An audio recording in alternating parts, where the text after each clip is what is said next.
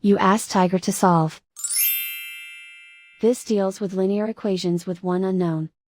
The final result is s equals -15. Let's solve it step by step. Move the negative sign from the denominator to the numerator. Group all constants on the right side of the equation. Add 5 to both sides.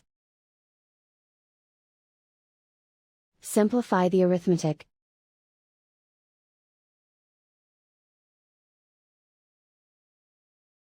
Isolate the s. Multiply both sides by 3. Group like terms. Multiply the coefficients. Simplify the arithmetic.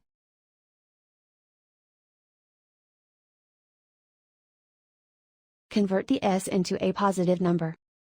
Multiply both sides by -1. Remove the ones. Simplify the arithmetic. And so the final result is s equals -15.